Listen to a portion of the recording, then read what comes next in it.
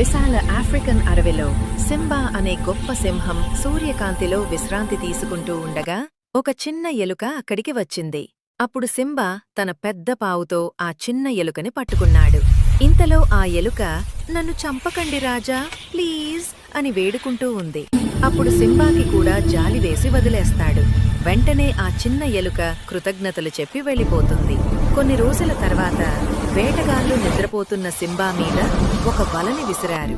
అది గ్రహించిన సింబా విడిపించుకోవడానికి ప్రయత్నించి నిస్సహాయంగా కుంగిపోతాడు. అప్పుడు చిన్న ఎలుక సింబాని చూసి తన దగ్గరికి వచ్చి తన దంతాలతో ఆ వలని కొరికేస్తుంది. సింబా విముక్తి పొంది తన చిన్న స్నేహితుని పక్కన నిలబడ్డాడు. అప్పటినుండి వాళ్ళు ఇద్దరూ మంచి స్నేహితులిగా ఉన్నారు.